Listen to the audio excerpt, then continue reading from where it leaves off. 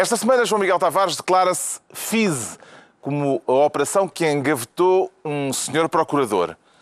Pedro Mexia confessa-se enovoado por causa do nevoeiro que paira sobre o Canal da Mancha e Ricardo Araújo Pereira sente-se nacionalizado. Está reunido o Governo Sombra.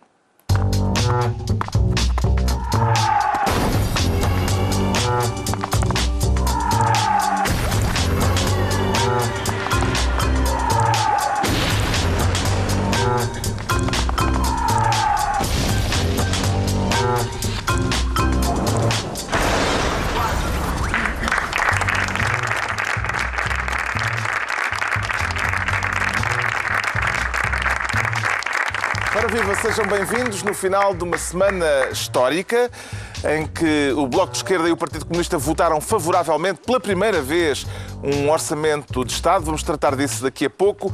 Mas antes ainda a polémica em torno de um cartaz do Bloco. A imagem de Jesus e a legenda Jesus também tinha dois pais. Uma forma de comemorar a aprovação da lei que passou a permitir a adoção por casais homossexuais. Um cartaz que indignou os bispos portugueses, a Conferência Episcopal Portuguesa. Considera o cartaz uma afronta aos crentes, como disseram os bispos, Pedro Mexia? Não, nós tivemos a oportunidade de estar aqui os dois na TVI a comentar, entre outros assuntos, esse. E eu repito o que disse ontem. Eu acho que foi este cartaz... Mas ele só está a repetir porque foi excelente. Porque foi excelente, exatamente. Não. Este cartaz corresponde à conversão do Bloco de Esquerda ao cristianismo. Porque as únicas pessoas que acreditam que Jesus teve dois pais são os cristãos. Os outros acham que é uma patranha, que Jesus teve um pai como qualquer outra pessoa. Mas é engraçado como isto conseguiu. Isto foi, por um lado, é interessante, porque o Bloco, de repente, apoia um governo e se sente uma certa nostalgia do tempo do PSR e do jornal O Combate e daqueles cartoons. Aliás, um jornal bastante interessante graficamente e bastante irreverente.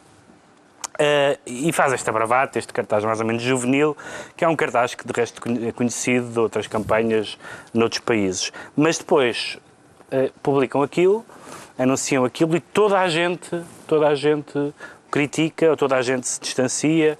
Marisa Matias, Francisco Louçã, Miguel Valde Almeida, Daniel Oliveira, vários comentadores políticos, militantes do Bloco. Porque a Catarina acabou por se distanciar, não é? Sim, até as pessoas, por exemplo, que geralmente têm alguma proximidade ao Bloco, de chamados católicos progressistas, Padre Anselmo Borges... Porque Jesus tinha dois pais, mas este movimento aparentemente não tem nenhum. O movimento nós somos, exatamente, ninguém. O movimento nós somos a Igreja, e houve até pessoas que disseram assim, que este cartaz, além do mais, é sexista porque se esquece do papel da mãe, que é uma acusação que eles não estariam preparados. Portanto, foi uma nostalgia que deu ao Bloco de uma certa irreverência juvenil, mas saiu-lhes completamente furado. E, de facto, devo dizer, se há coisa que a esquerda tem razão, geralmente, nos debates, a dizer assim, deixem a religião fora do assunto. E, portanto, seria bom que não fosse a esquerda a puxar a religião para um assunto que não tem nada a ver com questões religiosas. O Bloco já explicou, entretanto, que o cartaz não vai ter suporte físico, foi apenas uma imagem... Só espiritual. Uma imagem apenas criada para a internet. Pode ter havido aqui um recuo depois da onda de críticas a esta imagem, João Miguel Tavares? Sim, o recuo propriamente dito é a parte mais divertida disto tudo, porque é muito engraçado. Isto demonstra, o Bloco de Esquerda na verdade já não se pode comportar como se fosse um adolescente bêbado em noites de copos no Bairro Alto. O tempo passou. A prova de... Na verdade, agora porta-se como uma empresa, porque lembram-se da mala da pipa, que é aquelas coisas que se faz uma campanha, aquilo é muito mal recebido e retira-se ou recua-se. Portanto, o Bloco passou de se portar como um adolescente para se portar como uma empresa. Esta campanha de marketing não resultou, pedimos desculpa. Sim, mas nota-se muito esse crescimento. O Bloco tem uma mala? O Bloco, depois, enfim... Não, mas é verdade, era impensável há se calhar 15 anos que o Bloco tivesse este recuo e este ataque a um cartaz que, na verdade, aqui há coisa de 10, 15 anos, era um cartaz que fazia todo o sentido dentro da lógica do Bloco. Mas a verdade é que o Bloco cresceu. O Bloco agora é um partido que até apoia o governo. e que vota favoravelmente a orçamentos de Estado. E isso faz com que a sua própria natureza mude. Quer dizer, já não dá para andar armado em partido com borbulhas. Já não tem borbulhas. E portanto, é essa a prova. Quer dizer, estas reações ao cartaz foram a coisa mais divertida que houve aqui. Achou graça ao cartaz, à imagem do Bloco para celebrar a aprovação da adoção por casais homossexuais, Ricardo Araújo Pereira? É irrelevante, Carlos, essa questão, porque... Mas não leves a mal. Question is moot. Quer dizer, não percebe esse ataque ao moderador. É irrelevante. Não, é irrelevante no sentido... Mas inteligente. Vamos lá ver. O problema é, a gente ri-se menos de uma piada a segunda vez que a ouve. E eu lembro-me de ter ouvido esta. Há uma igreja no Canadá que pôs esta frase à porta. Era uma frase de apoio à comunidade homossexual e tal. E pôs esta frase à porta. Eu até fui ver, na altura, fui ao jornal Independent, convido todos a fazerem esse exercício. O jornal inglês Independent diz: uma igreja no Canadá pôs esta frase, não sei o quê. Depois fui para o fim da página e dizia lá: zero comments. Ninguém comentou a notícia lá em Inglaterra. A democracia é como as piadas. Ao fim de umas centenas de anos, as pessoas habituam-se. Houve zero comentários. Mas, o que é para dizer sobre isto? Que, primeiro, a gente pode criticar a estratégia do Bloco, não é? Isso sim pode ser criticável. A gente pode dizer, o Bloco se calhar não devia ter feito este cartaz, até porque o cartaz basicamente uma manifestação de Schadenfreude, não é? Não é para discutir, a discussão já está feita, está encerrada, o Bloco está do lado dos vencedores desta questão e por isso o cartaz é Schadenfreude, que é uma palavra alemã que em português significa chupa! É basicamente isso. É o que este cartaz faz, é toma! Nhanhanhanha. É isto. Onde está? Jesus tinha 2 pais, podia ler-se. Nhanhanhanhanha. Reacionários. É isto, basicamente. É o que eles querem dizer. É uma provocação gratuita? Lá está. Depois, o resto é, por exemplo, quando o Pedro Mota Soares diz que é uma provocação gratuita, abre espaço a provocações que custem dinheiro. E já estás a temer. Seja tributada. Das gratuitas não gosta. Se fosse outro tipo... Porque eles falam na ofensa, não é? E a ofensa está muito em voga, o discurso das pessoas que se ofendem. Que é uma discussão que é impossível ter, porque basicamente quem sou eu para dizer que este cartaz não ofende ninguém? As pessoas que dizem a mim ofende-me, não há hipótese de discutir com elas. Se elas dizem que foram ofendidas... Não é só ser ofensivo. Houve alguém que disse que o cartaz é blasfemo. Blasfemo é uma palavra que não tem qualquer utilidade fora de uma comunidade religiosa. Do ponto de vista civil e do ponto de vista cívico e político, não há nada que seja blasfemo. É uma linguagem estritamente... Um cristão pode dizer a outro cristão que ele disse uma coisa blasfema. Agora, não creio que essa linguagem seja útil para usar na luta política.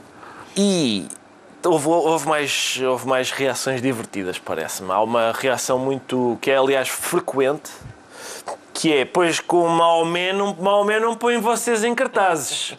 E há um cheirinho a lamento. Há uma espécie de... Sente-se que a pessoa que diz isso suspira, ao menos no tempo do Torquemada havia respeito. Há um lamento de que esses tempos tenham desaparecido. Mas convenhamos que há uma certa tendência para provocações que não alejam. Com certeza que há. Pois com certeza. Então, mas quem é que deseja falecer? Ponha o dedo no ar. Bom, foi esta a polémica da semana nas redes sociais. Para a semana haverá outra, já ninguém se lembrará desta. Vamos então agora à distribuição de pastas, com o João Miguel Tavares a querer ser ministro do pudim. Faltou-lhe sobremesa ao jantar, João Miguel Tavares? Olha, por acaso faltou. Sim? É bem verdade. Agora que falas nisso... E pronto, e foi. E foi isto. Foi este o tema. Boa noite. Fiquei meditativo a pensar que realmente falta aqui um buraquinho que não foi preenchido. Pronto. E que tal se lhe trouxessem agora um pudim, fazia como o Ricardo? Não, olha, se me trouxessem agora um pudim, significaria que passávamos a ter serviço à mesa. E eu agradeceria. Estás a falar daquela paródia que este senhor fez no programa de Jô Soares? Pois. Todos nós nos lembramos. De maneira Onde muito tu elegante. alambaste uns pudins. Eu Alambazaste. como elegantemente pudins noutros hemisférios. Mas aqui nunca fez. Não, já tinha comido cá, aliás, foi por comido, isso. Mas, que- mas é numa altura que ainda não A era Manuela Ferreira É Leite. interessante destacar isso no teu trabalho. Exatamente. Pensar na tua carreira, o que é que ele faz bem? É comer Sim. pudins. Jô Soares olhou para o meu opus e disse: o que é que se destaca aqui? É a maneira como ele sorve Não, pudins. mas eu comer pudins dessa maneira não consigo. E António Vitorino a comer pudins? Parece que não é mau. Parece que não é mau. Isto tudo porquê? Isto é uma homenagem Vamos lá a desvendar. António É uma Vitorino. homenagem a António Vitorino que disse que estes orçamentos, que os orçamentos são como os pudins, só depois de provar é que sabemos se são bons. É uma bonita frase. Embora eu acho que a olho se notam que há assim, uns certos pudins que estão mais estragados do que outros. É assim, Ricardo. Como é que é? Tens de comer Eu o pudim. confesso que não faltam-me conhecimentos para saber, para compreender esta comparação do pudim. Não? Não, Então, não sei. Então, a Vitorino, queres que eu te repita a justificação de António Vitorino? Ele diz: sobre os Diz que orçamentos são orçamentos como os como os pudins, só quando a gente prova é que sabe se são bons ou... Exato. Mas isso não é qualquer coisa. Quais são as... É capaz. Sim. Achas que António Vitorino não percebe nada de gastronomia? Em geral, acho que sim, porque não é muito frequente. Expressão inglesa. Sobre pudim? Do pudim, sim. É sobre pudim. Exatamente. Há uma A máxima... prova do pudim está em Provolo. Não. Acho Mas que é um- espera, acho que foi um- Ainda bem que há foi gente para ver erudita bom- esta bom- vez. foi Uma pessoa apenas oculta um à mesa. anglicismo de António Vitorino. Mas é pudim. Sim, a pudim não é pudim. Tá, Lá tá, está. tá bem, exatamente, é verdade. Ora vês. Tens razão. Quanto é que isto vamos... E era isto. Não é nada isto. Boa noite. Boa noite. Não é nada isto. Eu hoje estou numa noite muito positiva. Ok. E todos os meus temas, na verdade, são para elogiar a gente. Este, os próximos e mesmo os cartazes do blog, tudo. Vou sempre só celebrar o lado bonito e positivo da vida. E aqui quero celebrar, surpreendentemente, o lado bonito e positivo deste orçamento. Do pudim orçamental. Do pudim orçamental. Porque independentemente dele poder vir a saber mal, coisa que eu acho uma probabilidade imensa, porque aquilo, lá está, aquilo à vista desarmada já parece um bocado podre, ainda antes de começar a ser degustado.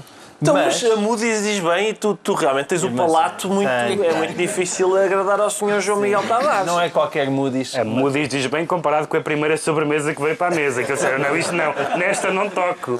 Nesta Ela não já tinha toco. baratas e esta Isto só é já a tem. terceira ou quarta que lhe põe em cima da É o mesa. segredo dos bons restaurantes. Exatamente. É insistir. Primeiro apresentas uma coisa podre e depois uma coisa de anteontem até pá, olha, isto é agradável. Mas isto é para celebrar, porque quer dizer, nós às vezes temos a mania que nada de novo acontece, mas aconteceu verdadeiramente história nesta aprovação do orçamento. Porque justiça seja feita ao Bloco de Esquerda e ao PCP, que eu venho aqui elogiar publicamente, que é, eles não estiveram assim tanto na retranca. Ou seja, apesar de tudo, eles defenderam aquele orçamento com um entusiasmo que ainda assim me surpreendeu. E eu acho isso ótimo para a política portuguesa, porque significa que não é só o PS, mas também Bloco de Esquerda e PCP podem ser amarrados àquele orçamento e podem vir a ser avaliados por causa dele. E eu acho isso muito positivo, porque havia um grande receio de uma espécie de... aquela atitude distanciada com que sobretudo o PCP se tem apresentado. Mas não, a verdade é que eles, no confronto com o PSD e com o CDS, estiveram ao lado do orçamento e votaram o orçamento de forma positiva, o primeiro orçamento aprovado pela esquerda desde que existe democracia em Portugal. E isso deve ser celebrado.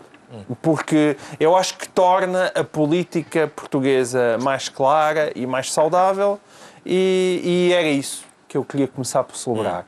PCP e Bloco de Esquerda estiveram muito bem a defender um péssimo orçamento. Depois de passada a prova da aprovação, pelo menos na primeira votação, qual é a principal dificuldade que o Governo tem agora pela frente na execução do comer o orçamento? pudim. Pois é que há dois pudins. Há dois pudins com que o Governo conta. Um dos pudins é o pudim de...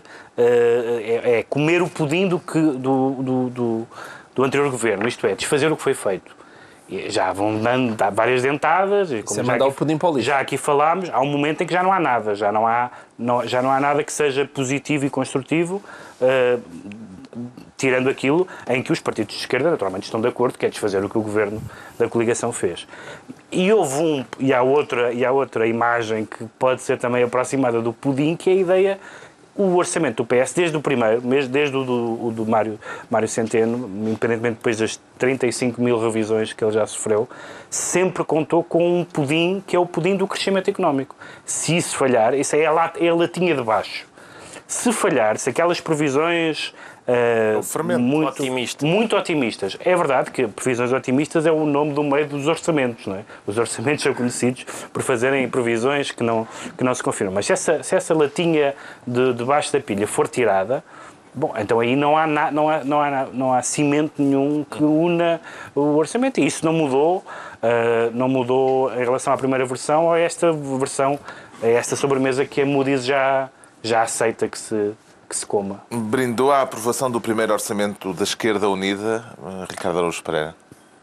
Não brindei, mas nada mal. Ficaste contente? Fiquei contente, eu não percebo a surpresa do João Miguel. O Bloco e o PC empenharam-se, em princípio só não beijam na boca, de resto fazem tudo. É só no kissing, não é? Mas, sim. Sim, tens razão. Mas há uma diferença entre fazer tudo à luz apagada. E eles agora fizeram mais com as luzes, digamos, não totalmente acesa, mas dá para ver ao longe, estás a ver? Consegues já ver mais do que meros vultos. E isso é bom. Mas há que fazer, não é? Havia que fazer. Ou está ou não está. E eles tiveram. Muita gente achava que não ia estar, não é? Sim, exatamente. Até andava gente a fazer contas de se calhar o PCP pode-se abster, porque depois com o deputado dos Verdes e mais dos PAN, aquilo passa na mesma. Ainda há pouco tempo é que esse está em cima da mesa. E o PCP esteve ali a apoiar aquele orçamento com um entusiasmo que a mim me surpreendeu. Mas eu entusiasmo é uma acho palavra muito positivo. Não foi bem entusiasmo para PCP, entusiasmo para Jerónimo de Sousa. Aquilo é o melhor que ele consegue. Sim. Quer dizer, para o Jerónimo de Sousa, aquilo é uma loucura. Aquilo é como a gente ir para o bairro alto, embebedarmos durante 48 horas e chegarmos coca. Epá. Não, mas há uma coisa que o João Miguel disse. Não tenho a menor dúvida. É uma experiência ainda mais radical. É de saudar que, neste momento, já não haja, a não ser os abstencionistas que nunca votaram, já não haja portugueses que possam dizer, num determinado momento, o estado do país não tem nada a ver comigo. Porque durante muitos anos havia pessoas, entre os quais o Ricardo, que podem dizer está tudo péssimo, mas eu nunca votei nestes senhores. Portanto, neste momento já não há nenhum português que esteja isento de ter a ver com isto. Na verdade, ele não votou nestes senhores. Tu votaste nos senhores que queriam isto, mas ficaram... Mas votaste espiritualmente nisto, não é? Ainda que não corporalmente, é como o cartaz do Bloco. Não? Percebes? Não tem existência física, mas tem existência espiritual. E tu espiritualmente defendeste esta solução. Mesmo assim tenho margem para me escapar, não é? Se tudo isto é para o torto, acho que posso dizer, não, eu votei nos senhores que nem sequer entraram no Parlamento. Exato. Mas que queriam isto. Mas posso reclamar louros se isto correr muito bem. Não, mas não te podes escapar. Pá. Se nem o Jerónimo se escapa, tu também não escapas. Bom, então, entregamos ao João Miguel Tavares a pasta de Ministro do Pudim, ou do Pudding. E agora o Pedro Mexia quer ser Ministro da Abstenção. Para tutelar quem? Os abstencionistas, Pedro Mexia? O partido abstencionista, que neste caso é o PSD. Porque o PSD... Pedro Passos Coelho decidiu ficar, não se ir embora... Depois, ia dizer da derrota, não foi da derrota, mas enfim, depois do que aconteceu, porque espera que a coisa corra mal, o que é normal. E que venha aí a social-democracia. Venha aí a social-democracia, exatamente. Mas também porque se põe a si próprio como uma espécie de reserva de seriedade. Bom, a reserva de seriedade não me parece que se concretize através da tomada de posição que o PSD anunciou, que é abster-se agora na discussão da especialidade em todas as matérias, para que o PS, em caso é que esteja aflito, porque vai haver muitas matérias da especialidade onde a esquerda não vai estar de acordo com o PS fica completamente entalado. Ora, isto, do ponto de vista da canelada política, é bem jogado. Do ponto de vista do bullying político, é bom. Mas não é de todo a posição de um partido que se quer... Vamos fazer política de uma forma séria, de uma forma responsável. Isto não é. Isto é uma pura jogada política feia, é jogo baixo, que pode ser eficaz, que se baseia numa coisa que é verdade, que é no facto de o PS ir precisar muitas vezes da direita em algumas matérias, meramente europeias, mas acho que contradiz totalmente a ideia, a imagem que Passos quer criar. Eu sou responsável, ao contrário destes senhores. E como sou responsável, vou-me abster em tudo, mesmo em coisas que concordo, mesmo em coisas que discordo, eles que caiam sozinhos. Isso parece-me uma estratégia absolutamente deplorável. Estaremos com isto perante a recriação da abstenção violenta de António José Seguro, Ricardo Araújo Pereira? Parece, não é? Parece a mesma coisa. Tendo em conta tudo o que o PSD disse deste orçamento, abster-se nesta altura lembra uma altercação de trânsito em que as pessoas estão a dizer aquelas coisas que costumam dizer e mesmo na altura de desatarem à pancada dizem, bom, então muito bom dia, e entra cada um no seu carro. Coisa que costuma aborrecer todos os outros automobilistas que estavam à espera de ver uma boa coboiada. Que é o meu caso. E, portanto, aquilo que o João Miguel disse há pouco, que o PC e o Bloco ficam amarrados a este orçamento, o PSD não fica amarrado, mas fica com um lacinho. Fica com um lacinho, porque eles abstêm-se. No futuro a gente pode sempre dizer... tu não olhes para mim, eu acho isto muito a parvo. Pois, no futuro a gente pode sempre dizer, mas estas medidas são más. Os senhores abstiveram-se. São muito más. Em princípio, isso não requer um voto contra. Também lhe parece criticável este taticismo do PSD? Pois parece. Pois parece porquê? Terá sido o mesmo PSD que se absteve quando a resolução do Banif? Então, mas os homens já se abstiveram na resolução do Banif, permitiram que aquilo passasse com os votos contra do PCP e do Bloco de Esquerda. Se já se queriam logo tramar o governo, tivessem-no tramado logo ali. Aliás, eles provaram logo a tese que defendiam com esse episódio. Provaram a tese que tinham que provar está provada. A partir daqui é apenas jogada política. Sim, ainda por cima é demasiado cedo. É uma coisa que prejudica mais o PSD, este tipo de atitude de menino de não é? Do que os outros partidos. Porque não é neste momento que o PSD vai conseguir abrir já brechas no sagrado matrimónio. Como se viu. Porque, de facto, eles mostraram uma coesão, o que me surpreendeu, e acho que provavelmente até pode ter surpreendido o PSD, porque aí realmente António Costa e o Pedro Santos, ou o Pedro Nuno Santos, quem tiver estado ali no Parlamento a fazer esse trabalho, há ali um trabalho bem feito de entrosamento. Já há ali muito trabalho, não é? Há muito automatismo. Há muito automatismo ali e, portanto, esse trabalho já foi feito. Não vai certamente ser agora na especialidade que o PSD, com esta sua atitude, esta atitude da abstenção violenta, vai-se abster para obrigar o PS a votar contra certas medidas propostas pelo Bloco de Esquerda e pelo PCP. Coisa que não faz sentido nenhum. Aí o CDS tem sido mais inteligente, disse que percebia a posição do PSD, mas que provavelmente não ia fazer nada parecido. Quer dizer, agora... vai haver tantas oportunidades para o PS zangar com o Bloco de Esquerda e com o PCP, não precisa o PSD estar a fazer este papel. O Pedro Mexia fica então Ministro da Abstenção. É a altura do Ricardo Araújo Pereira se tornar Ministro da Deserção. Está a pensar a bater na retirada, Ricardo Araújo Pereira? Não, é só para... Quem é o desertor neste seu ministério? Paulo Portas eu acho que as palavras são de José Ribeiro Castro, não é? Disse que Paulo Portas... Grande amigo de Paulo Portas. Muito amigos.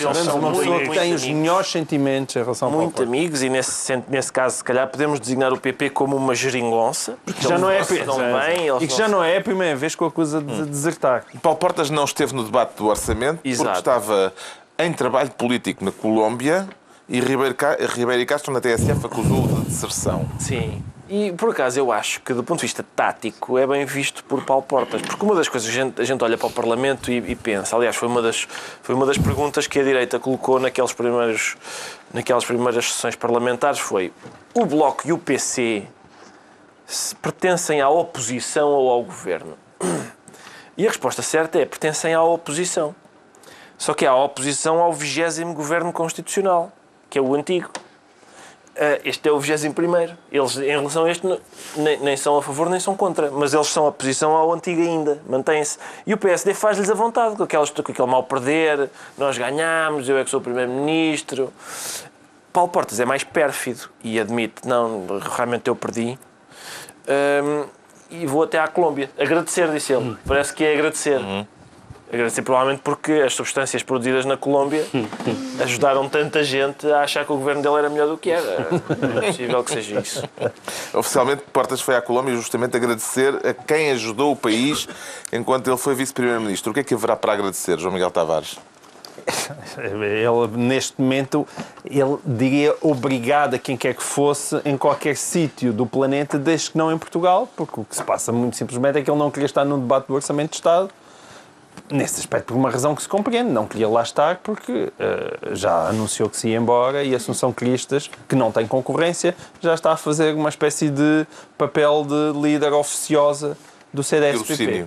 Agora, que é verdade que isto tem um resultado bizarro, tem, porque o argumento dele foi fazer um mini périplo pela América do Sul para agradecer a quem ajudou o país no âmbito da sua diplomacia económica. Mas isto chega-se a um ponto altamente bizarro. Temos Pedro Passos Coelho também a circular pelo país, incluindo inaugurações de escolas como líder da oposição. Isso é muito bom. E temos Paulo Portas, de repente, Mas périplo pelo mundo a agradecer a diplomacia económica. E nós ficamos com... Eu acho que os tipos na Colômbia devem estar convencidos, mas quem é que é governo e quem é que é oposição?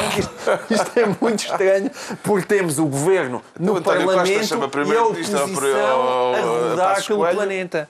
É natural que ele esteja confuso. Pois, eu próprio estou por vezes estou um pouco confuso, mas isto é estranho, eu admito que seja um bocadinho esquisito, vá. Esta ausência de Paulo Portas quer dizer que Portas já descolou da liderança do CDS e mesmo da vida política ativa, Pedro Mexia? Sim, isso é sabido. Ele vai abandonar o Parlamento quando for eleito o novo líder. Portanto, ele usaria qualquer compromisso possível, qualquer coisa para que o tivessem convidado nesta altura era boa para ele não aparecer. E evidentemente que para um líder que foi tão marcante e que teve tantos anos, é um grande peso para o sucessor, ou neste caso a previsível sucessora, que ele ainda esteja por aí, que ele ainda ande por aí. Portanto, ele desapareceu, não esteve no debate e vai estar o menos possível, embora esteja lá. E nós sabemos que até tem sido dito, e não foi negado pela própria, que teve uma palavra a dizer sobre a moção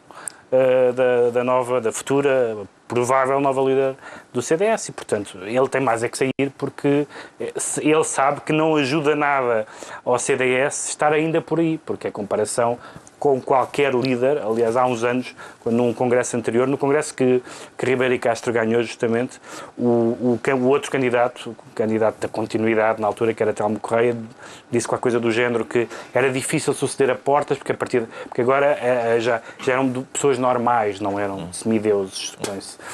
E, de facto, isso existe no CDS. É evidente que qualquer pessoa, por melhor que seja, pode ter menos telhados de vidro, pode ter menos defeitos, mas também tem menos experiência e menos impacto de Paulo Portas. E Paulo Portas sabe isso e está a ajudar a Assunção Cristas desaparecendo de cena. É altruísmo, portanto.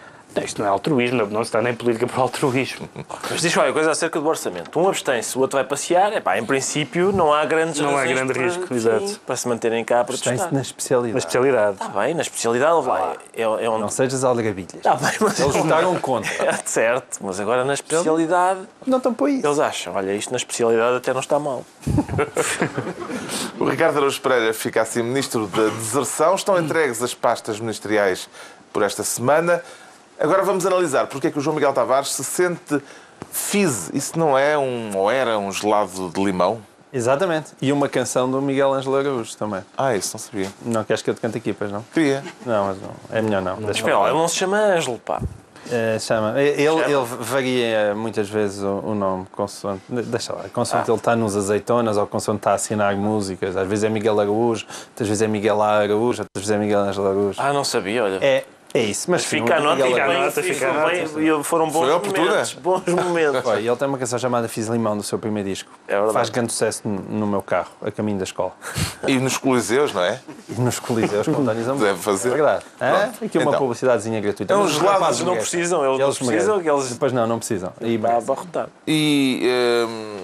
Mas atenção, o Fiz Limão não desapareceu completamente de cena. não? Parece que já não está na carta da Olá, mas está na carta onomástica das operações policiais portuguesas. Uma carta sempre muito criativa Eles são sempre impecáveis a arranjar nomes. E, portanto, isto é por causa da Operação FISE. Se ainda existisse, talvez fosse agora um gelado com sabor amargo para um certo ex-procurador. Exatamente. Mas eu, mais uma vez, voltando ao início, estou aqui para falar da parte doce e não da parte amarga. Bom, a parte amarga é de conhecimento público, portanto, há um Procurador-Geral da República, acontecimento... Procurador do ex-procurador do Departamento Central de Investigação e Ação Penal. Ex-procurador, salvo seja. É verdade que é ex-procurador, mas ele saiu com aquelas licenças sem vencimento, que acho que é um pequeno aspecto que ainda está muito por explicar. Como é que se sai de licença sem vencimento e ninguém quer saber para onde é que um procurador vai. A história em si está muito mal explicada e aparentemente na conta deste senhor, ao mesmo tempo que ele estava a arquivar um processo em relação a Manuel Vicente, vice-presidente de Angola e um dos personagens mais poderosas de Angola, estaria a receber, segundo as notícias, 300 mil euros. 300 mil euros numa conta sua. Portanto, ao mesmo tempo. Estranha coincidência.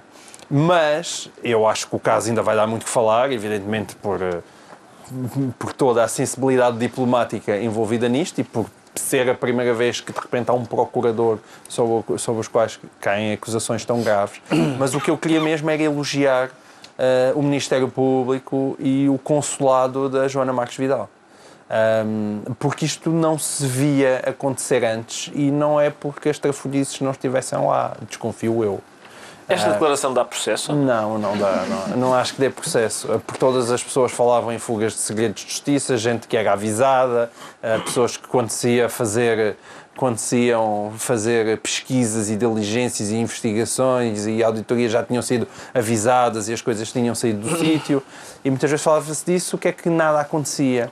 E no consulado de Joana Marques Vidal as coisas estão a acontecer à esquerda, com figuras como José Sócrates, estão a acontecer à direita, com figuras como o Miguel Macedo, estão a acontecer com nomes do desporto, como José Veiga, e agora até estão a acontecer internamente com o Procurador da República.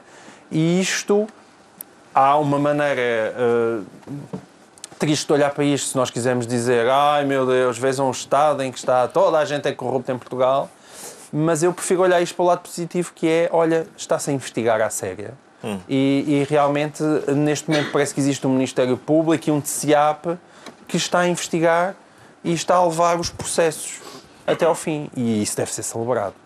Percebeu porque é que a operação se chamou FISE, Ricardo Araújo Pereira? Eu talvez porque o FISE, se bem me lembro, o FISE tinha assim uma capinha mais... Verde. Uma capinha verde escura, que era...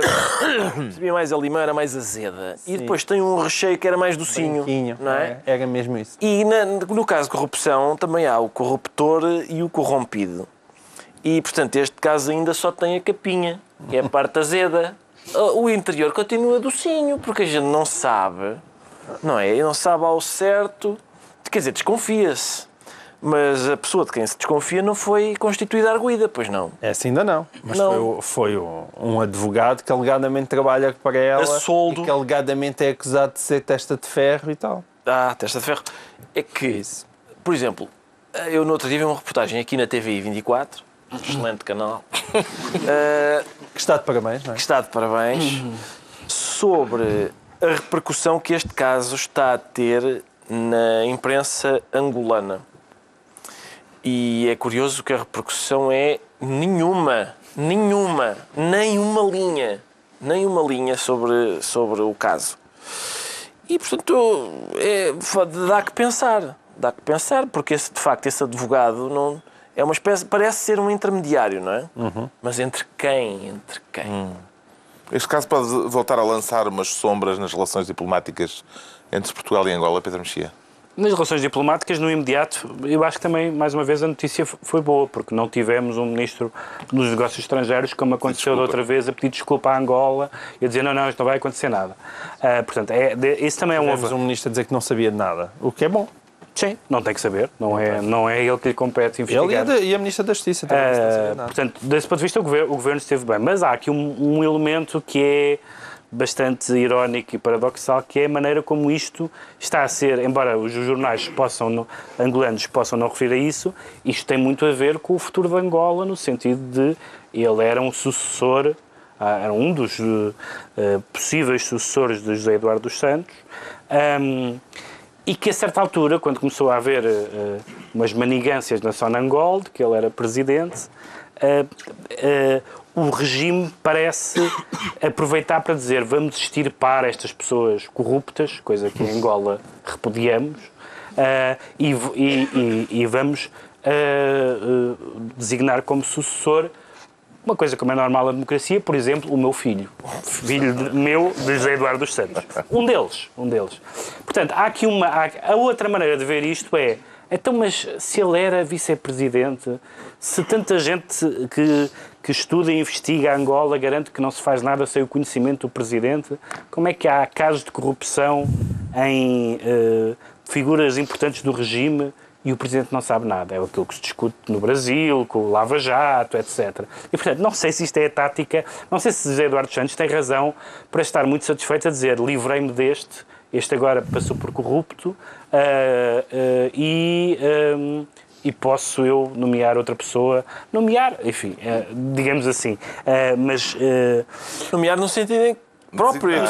Foi ele que lhe deu o nome de batismo mesmo. Sim, exatamente. E, portanto, do ponto de vista angolano, até é mais interessante do que do ponto de vista português. Sendo que eu acho que aquilo que o João Miguel disse, e que algumas pessoas reagem um bocadinho mal, mas é absolutamente factual. Os casos com a Joana Marques Vidal avançam. Isso não é um comentário político, é pensar nos casos que não avançavam, que nós líamos nos jornais e que nunca chegavam a lado nenhum, e estes que estão a avançar. Vamos ver o desenlace que têm. Mas isso é de saudar.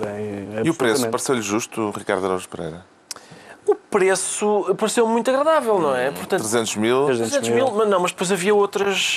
Alcavalas? Havia umas alcavalas e havia a hipótese de passar a trabalhar na empresa da qual era administrador uma pessoa cujo nome nunca é referido não é?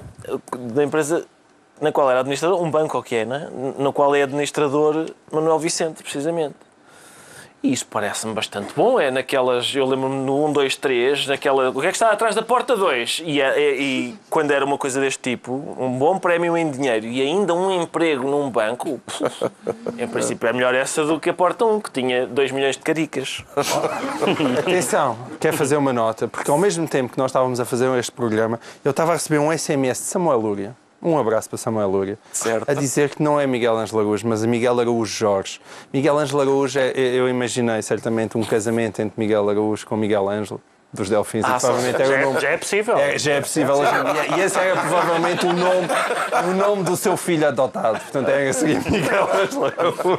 Então fica, mas é Miguel Araújo Jorge, peço. Ou Miguel AJ também. Fica um abraço para Samuel Lúria e se calhar a indicação de desligar a televisão e ir compor, porque isto não é nada. Ó Samuel, desliga e vai escrever. Depois fica a correção e o agradecimento. Que é para perceber que este programa é em direto. E só posso mais um recado para o Samuel Lúria. Ó Samuel, se te vais pôr a corrigir o João Miguel, vais ficar com a falangeta em carne viva. A escrever SMS. Pronto, está esclarecido também porque é que o João Miguel Tavares se declara FISE. Quanto ao Ricardo Araújo Pereira, sente-se nacionalizado. Isso já são efeitos da unidade de esquerda? Ricardo Araújo Pereira? Não, é só a propósito de ter sido colocada em cima da mesa a hipótese de se nacionalizar o banco. Parece-lhe boa ideia? Eu confesso que não sei o suficiente de finanças para saber se é má ideia ou má. Má ideia ou má? Eu disse, sim, basicamente parece ser essa a hipótese. Mas não, é só porque... Pensava que és sempre a favor de nacionalizações. Não, fui traído pelo meu pensamento, que foi... As pessoas dizem, isto é tão má ideia, a direita diz, meu Deus, eu acho que alguém, não sei se foi para a escolha até, que disse, isto é uma péssima indicação. Mas Vítor Bento disse que era uma ideia que o Governo devia ter em consideração. Vítor Bento disse que sim. E logo a seguir o PS disse que estava a pensar nisso. Estava a pensar nisso. Passo Coelho disse, isto é uma péssima indicação que se dá lá para fora. E Francisco Louçã não é grande adepto da ideia de integrar... Por isso temos uma paleta, novo banco na Caixa. Temos uma paleta de emoções da parte de economistas, que são das pessoas mais emotivas que há. Mas o que eu queria sublinhar é o seguinte: quando Passos Coelho diz, nacionalização, a má impressão que isto vai dar lá para fora, a má indicação que isto vai dar lá para fora, e realmente é. A gente enterrar muito dinheiro dos contribuintes num banco e depois não o vender ao desbarato, como foi feito ao que parece por indicação da União Europeia, com o Banif para uns espanhóis, que acho que era preciso salvar a banca espanhola, dar uma ajuda. E havia aqui o Banif, a gente já tinha também não são os bancos portugueses, fosse para a banca espanhola. Não, mas é pá... Uma coisa é dizer, foi um bom negócio, acredito, mas ser o Banif que vai salvar a banca É espanhola. possível que não, mas sempre é uma pastilhinha para desenjoar. Está bem. Sim, é para bom. desenjoar, no sentido para Foi desenjoar, muito sim. bem comprado. Então a gente tinha lá posto milhares de milhões de euros, não é? E eles compraram por... tuta e meia, que é sempre o preço porque se compram as coisas. Nunca compras por 2 tutas. Nunca. Muito raro. Tuta e 3/4. Tuta e 3/4 de outra tuta. Não tens sempre isso. tuta e meia. Sempre tuta e meia. Em entrevista ao Expresso, o governador do Banco Não de Portugal... O que é tuta no tuta? Se alguém estiver a ver em direto, que nos mande um SMS ao João Mas Miguel. não é SMS, que eu não sei o que é o linguista. tuta no tuta e meia. Falar em tuta não é a maneira como tu dizes truta. Eu consigo dizer truta, o meu problema é com os R's entre as vogais. Eu não consigo dizer pereira. Mas truta acho que consigo. Pronto, foi uma pequena digressão sobre a minha deficiência na fala, mas falta fazer cá a falta. É porque as pessoas têm que levar com isto cá em casa e é só para esclarecer que o meu problema é com os R's entre vogais. Vamos voltar ao novo Mas o banco. problema não é meu, atenção, é das pessoas que me ouvem, porque eu na minha cabeça ouço-me a falar na perfeição. Voltamos ao novo banco ou querem Acho continuar mais em falar da minha deficiência na fala. Mas pode ser o novo banco, se quiseres. Em entrevista ao Expresso, este fim de semana, o governador do Banco de Portugal garante que os contribuintes não vão ter de suportar os custos do novo banco. Isso tranquiliza, Ricardo? É outra pergunta. Não, porque eles já são Outra. Já estava safo. Não, ainda assim é injusta. Dizem que os contribuintes não têm que suportar os problemas do novo banco. Logo a ti, não é? Pois, Já é suportaste. que a pergunta tem que ser Já dirigida ao... suportaste ainda mais, não é? Sim, Gostava que os Ao menos contribuintes os lesados do suportassem. BES não terem que contribuir para o novo banco. eu sinto-me num restaurante e depois de eu já ter pago a conta, o empregado vem e diz: está aqui a continha. Não, então eu já paguei. Eu já paguei. O que é que falta? O que é que querem mais? Não paguem vocês agora. Vão gostar imenso. Sério. Vocês vão adorar. Vão ver que é muito giro. Carlos Costa admite que alguém terá de pagar. Pois isso é verdade. E em princípio isso... Será o sistema bancário, em princípio. Não. Tu és um lesado do BES ou não? Não, tu és um lesado do BES, mas és um lesado daqueles lesados do BES? Pá, sabes que eu não percebo bem. Não sabes Há sequer. uma coisa que eu sei. É que neste momento tenho 300 euros naquela conta. É. Por isso dá para irmos jantar. Dá para irmos jantar e tal. Vamos a seguir a isto? Sim, vamos a isso. Uma ceiazinha? Já. Isto é uma questão financeira ou política, ou sobretudo política, sobretudo financeira, Pedro? Não há nenhuma questão financeira que não seja uma questão política, Ora, mas há, o que é, foi uma expressão o que é, de o que é, o que é, esquerda. o que é curioso é que nessa matéria... Foi a coisa mais de esquerda que disseste este ano. Talvez. Também estamos aí em fevereiro. O que é curioso nesta matéria da nacionalização é que várias pessoas dizem aparentemente a mesma coisa, mas na verdade são coisas muito diferentes. Porque uma coisa é ser pela nacionalização em princípio. Se me pergunta, sou pela nacionalização em qualquer assunto, que é o caso de setores do PCP, certamente. Haverá outras pessoas que são pela nacionalização, isto é, são para que fique na esfera pública, para não vender ao desbarato, até haver um bom comprador. E de facto já não seria a primeira empresa, neste caso um banco, vendido ao desbarato. Já tivemos várias e algumas muito importantes e muito estruturantes. E depois há a terceira, que parece ser a posição de Vítor Bento, que eu nunca percebi, que é a ideia dos centros de decisão nacionais. Porque de facto, se pensarmos que já não é nada nosso, nem a rede energética nacional. Se pensarmos que a própria expressão ser nosso numa economia capitalista globalizada não tem grande valor, vou dizer outra coisa de esquerda, o capital não tem pátria, não é? O capital não tem pátria, portanto, se nós aceitamos estas regras, a ideia de falarmos de centros de decisão nacional é poética ou patriótica, mas é absurda. O problema nem é só esse. O problema é o que nós fizemos com os centros de decisão nacional quando eles eram nossos. Tipo o BES, a PT, não é? O BCP. Pá, nós fomos incríveis a tratar com os nossos centros de decisão nacional. Ou então quando os privatizamos para Estados estrangeiros, nomeadamente ditaduras Exato. como a China. Exatamente. O que é que correu mal neste processo de venda do novo banco, que acabou por não se concretizar? Meu Deus, estávamos aqui até à próxima semana, não é? O que correu mal, o caso BES também, esperemos que um dia seja devidamente contado, juntamente com o BANIF, com os BPPs, os BPN, porque por muita notícia que saia, nós ficamos sempre com aquela noçãozinha que nunca sabemos tudo. E o caso da resolução, eu continuo a defender a resolução do BES, porque acho que até me explicarem qual era a melhor alternativa, eu não vejo definitivamente qual. Acho que a resolução era o que teria que ser feito naquela altura e acho que foi preciso até alguma coragem para ela ser feita. Há um ponto que eu acho que António Costa, de facto, hoje em dia tem razão, que é, aparece em má conselheira. Portanto, eu fico contente que tenha sido conquistado mais um prazo mais alargado para a venda do novo banco, para as coisas poderem ser feitas com um pouco mais de calma. A nacionalização, a expressão assim, de repente, além da Caixa Geral de Depósitos, que como nós já estamos a ver, está a ser maravilhosamente gerida pelo Estado. Não é? Estamos a ver. Essa é a próxima surpresa. É ver também quantos milhões mais é que nós vamos ter que lá meter para capitalizar a Caixa Geral de Depósitos. Portanto, nós não precisamos do Estado agora para ter mais um banco para brincar. Tu apostaste na Caixa, no Totobanco? No Totobanco apostei na Caixa, exatamente. Eu como tenho o meu dinheiro no BPI, e o BPI também anda com os problemas todos lá com Angola e tudo isso. Mas para ti quem vai cair primeiro é a Caixa. O próximo é a Caixa? Epá, não, a Caixa não pode cair. A Caixa, se cair a Caixa, cai o país, não é? A Caixa não, em princípio não... Conta com publicidade. Posso dar o meu NIB. Agora, nós não precisamos mais um banco, já lá está a Caixa e os problemas todos que ele dá.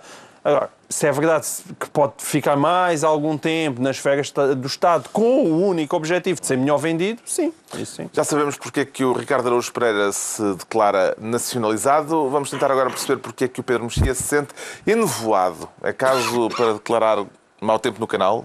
Exatamente, mau tempo no Canal da Mancha, porque é aquele famoso título título de um jornal inglês, Nevoeiro no Canal da Mancha isola o continente. É um famoso título de jornal, no sentido em que, enfim, não é a Inglaterra que ficaria isolada da Europa, era a Europa toda que ficaria isolada da Inglaterra. Quero falar da ameaça do chamado Brexit. Sim, da saída. O David Cameron, que tem uma grande contestação para o ministro inglês, tem uma grande contestação no seu partido. Basta lembrar que desde Margaret Thatcher e até antes disso, todos os líderes conservadores sofreram com a questão da contestação à União Europeia, e na série Yes Minister há um famoso diálogo em que ele explica, em que o secretário explica, o assessor explica ao ministro, ou ao primeiro-ministro, já não sei em qual das séries é, que é importante, como a Inglaterra é contra a União Europeia, é importante estar lá dentro para dar cabo daquilo. É um famoso diálogo. Mas eles agora já não querem dar cabo daquilo lá dentro, querem, não sei se dar cabo daquilo fora, mas querem sair. E vai haver um referendo. O David Cameron tentou algumas cláusulas de exceção. A Inglaterra já tinha dezenas de cláusulas de exceção. E conseguiu agora uma série de algumas cláusulas de exceção. Mas vai haver um referendo no dia 23 de julho. Não, espetacularmente excepcionais, não é? Não, espetacularmente excepcionais. Não terem o euro é espetacularmente excepcional. Mas isso já tinham, não é? Pois, eu sei, já tinha. Não houve, e não há novidade. Há coisas boas e más, a questão da imigração, dos benefícios aos imigrantes, etc., as sentenças dos tribunais europeus, que a Inglaterra não quer, mas seja o que for que acontecer, vai ser um pequeno terremoto. Vai ser um terremoto se sair da União Europeia a quinta economia mundial, a maior potência militar da União Europeia. Vai ser um terremoto também se, saindo da Inglaterra, a Escócia, que é super europeísta e que quer, por sua vez, enquanto país independente, se separar da Inglaterra. E também vai ser curioso porque todos os mercados financeiros, os empresários, etc., estão contra isto, porque a Inglaterra vai perder o mercado europeu. E, portanto, do ponto de vista inglês, é muito divertido esta bravata. É um bocadinho como conduzir do outro lado. Esta bravata de querer sair de um clube que toda a gente quer entrar. É? Ainda recentemente... Já fizeram isso com a Igreja. Ainda recentemente não sei se foi, qual foi o país a Bósnia, não sei se foi a Bósnia, houve um país esta semana que iniciou o processo de candidatura. Toda a gente quer entrar na União Europeia, tirando a Suíça e a Noruega.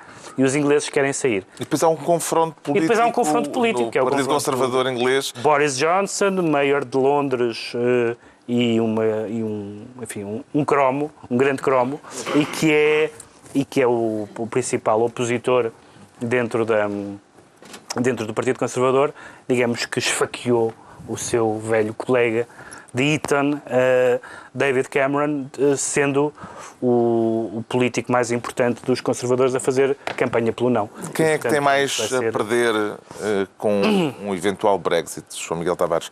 A União Europeia ou a Grã-Bretanha? Antes de responder a isso, deixa-me só dizer rapidamente. Não. Recebi um SMS de Eurico de Barros, grande crítico cinematográfico desta terra, a dizer que Tute era um jogo de casta espanhol onde se arriscavam quantias insignificantes e que, segundo o dicionário Cândido Figueiredo, deu tuta bagatela em português. Pronto. Um grande abraço. Impressionante. O que é incrível é... É o primeiro programa com notas de rodapé. E não é só isso, mas o que é inquietante é que as pessoas que estão em casa dão contributos melhores para este programa do que as pessoas que cá estão. A TVI está a ver isto e está a pensar, espera aí, alguém tem o número do Eurico de Barros? E do Samuel. Olha, Samuel Lura e Eurico de Barros vão ser no próximo. Já está. À semana não tem Bom, lugar. em relação à tua pergunta, eu já estou a ganhar. Eu já estou a ganhar. Eu farto-me de encomendar coisas na Amazon inglesa e eu há 15 dias tinha a Libra a 1.40 mais do que 1.4 e agora está a 1.25. Portanto, aquilo está a cair assim. Portanto, as grandes questões do nosso tempo. Não é? Atenção, isto é uma cinética. Isto uma cinética. Isto é uma cinética. Isto significa que na dimensão da Amazon, que é extrapolada para todo o resto da economia. Significa que a Libra está a cair já fogosamente, e isso é obviamente porque as pessoas estão a desconfiar que algo de mal pode vir dali. O que é que lhe fará mais falta se os bifes deixarem de estar na União Europeia? Ricardo Araújo Pereira. Eu não percebo o que é que estes bifes querem mais. Quer dizer, eles têm a hipótese de não ter o euro. É benesses e tal, e eles estão da maneira que querem. E mesmo assim resmungam. Epá, imaginem, nós estamos aqui caladinhos. Irritam estes bifes, pá. Não... Por amor de Deus, pá. Desgraça temos nós. Então decretos, vá. O Pedro Mexia decreta rock and roll. Rock and roll, porque depois do degelo entre os Estados Unidos e Cuba, que se vai concretizar nomeadamente com a visita do Obama em março, agora vamos ter outra visita a Cuba em março, que são os Rolling Stones. E quem esteve atento ao que se passou na Europa de Leste, há uma peça do Tom Stoppard chamado Rock and Roll, há vários textos do Václav Havel sobre o Lou Reed e sobre o Frank Zappa. Quando vem o rock, os regimes comunistas estão mesmo no fim. O Frank Zappa tem uma estátua na República Checa porque era um dos ícones da oposição e tanto o Stoppard como o Havel falam muito sobre essa ligação entre o rock como um símbolo de uma música de um outro tipo de sociedade e o ocaso do Bloco de Leste. E, portanto, esperemos que em Cuba seja a mesma coisa. Em Cuba. O João Miguel Tavares decreta igualdade? Igualdade, porque está para aí a correr uma petição, mais uma, mas esta é uma petição gira, que pede a ADSE para todos, porque a ADSE aparentemente tornou-se sustentável com o aumento dos descontos para 3,5% e o Governo agora quer alargá-la aos cônjuges e a filhos que ainda vivam na dependência dos pais até aos 30 anos, como sabe, são cada vez mais. E aí as pessoas dizem, pega lá, então, mas já que é assim, tornemos a ADSE opcional para toda a gente. O Bloco de Esquerda já veio dizer que não. E eu oponho-me a essa discriminação. Eu sou um grande defensor da igualdade. A ADSE para toda a gente. O Ricardo Araújo Pereira decreta ajuste. Exatamente, ajuste porque, enfim, porque valorizo o trabalho, sou a favor da valorização do trabalho e de melhorias salariais e da atualização dos valores. E uns jornais iranianos juntaram-se e disseram: a fátua ao Salman Rushdie já foi feita há muito tempo, nós oferecemos agora 3,5 milhões, vamos atualizar.